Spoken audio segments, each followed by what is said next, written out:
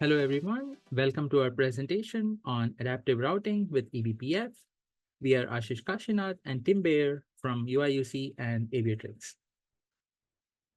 Our application domain is in multi-cloud, multi-region cloud computing systems where performance variability and limited visibility is the norm. And in such large-scale systems, typically traditional routing schemes are used, and these schemes are generally best effort schemes with static failover strategies. And in such systems, achieving end-to-end latency guarantees and resiliency, such as steering around failures, is hard. And our goal through this presentation is precisely that. To understand this further, let's look at a small example. Suppose we have a flow with a deadline of 1000 milliseconds.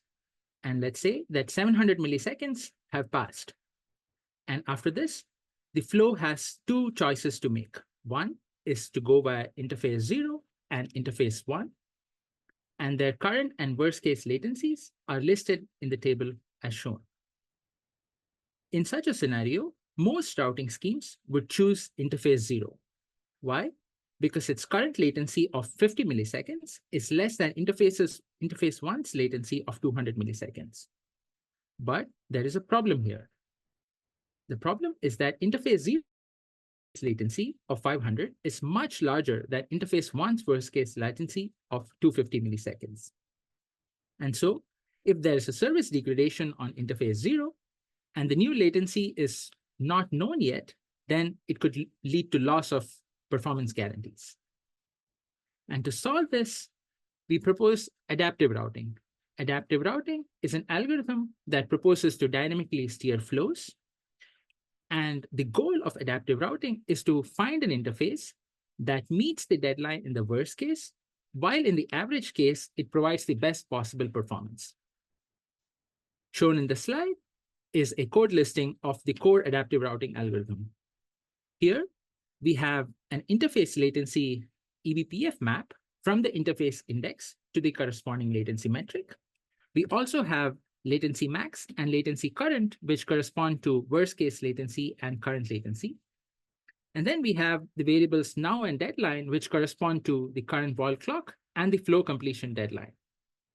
In the for loop, we iterate over all the possible interfaces and look up its latency metric in an eBPF map. And then we check for two conditions. Does the interface's worst case latency satisfy the deadline?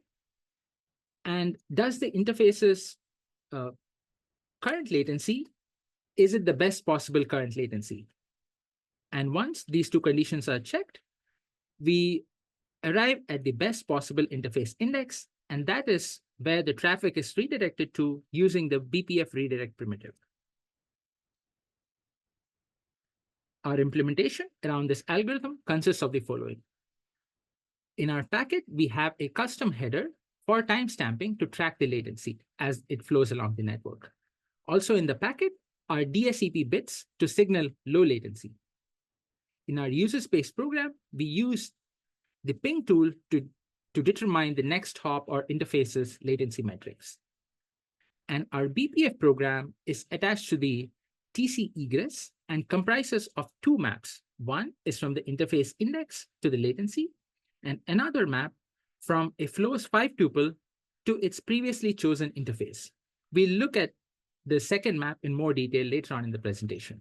And lastly, we have the BPF redirect primitive that is used to redirect a packet to the best interface. Our first experiment is a comparison of adaptive routing and static ECMP, where we're trying to transfer a small 5 megabyte file. This is a little bit of an adversarial example in the sense that we figure out what interface the TCP connection will be hashed to, and we inject an artificial 500 millisecond delay on that interface. So in the topmost chart, we see static ECMP performs quite poorly. It takes around 4 seconds for the file to be transferred, whereas our adaptive routing has this nice characteristic where it's able to figure out one of the interfaces is performing poorly and instead redirect packets over the other interface. In the bottom left-hand corner, we have the BPF program overhead over time.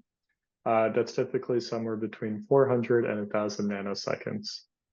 And in the bottom right, we show the NTP clock synchronization error also over time. And in some instances, this can actually get upwards of 1 millisecond. And for short-lived flows, that might actually become a major contributor to the overall error. One algorithmic consideration is by default, adaptive routing will redirect all of the packets in a flow if the latency becomes even infinitesimally worse. So we introduce a sticky hyperparameter to add an affinity for packets to stick to the same interface. So what we do is for this packet, we identify its 5-tuple flow. We look up to see what the previous interface index packets in this flow were routed over. And we slightly modify the condition from before to check if using this previous interface will still meet our deadline and that its current latency is within some sort of factor of the best possible. And on the bottom here, we show the interface selection over time for a TCP connection with varying values for sticky. So with sticky 0, it has this oscillatory behavior where there's 8 discontinuities in the graph. With sticky 1, it will always stick to the same interface. And the tuning problem is to figure out the best possible sticky value. With sticky 0.02, we see 2 discontinuities in our graph. One challenge we encountered is that we use wall time to compare NTP synchronized timestamps. And BPF provides a helper that gets us the boot time, but that is not synchronized. So what we're really looking for, and there is a proposed patch a couple of years ago as a BPF helper to get the wall time clock. Unfortunately, this was not merged upstream. So instead, what we do is we set an offset from the wall to the boot time, and we share that with the BPF program. We wanted to use a global variable for this, but since we load and attach with the TC-BPF CLI, the user space doesn't have a reference to this global variable. So instead, we did it the old-fashioned way, and we stored it in a map with only a single element. Looking towards the future, we'd like to improve the scalability of our algorithm. We would like to support multiple hops on a journey from the source to the destination, and also support multiple priority levels, each with their own deadlines. Algorithmically, we would like to investigate a spread hyperparameter where we penalize redirecting different flows onto the same interface because this creates contention, which degrades the performance of that interface. And finally, we would like to compare to other routing techniques, especially QoS. These are a couple adaptive routing references, and that concludes this talk. Thank you all for listening.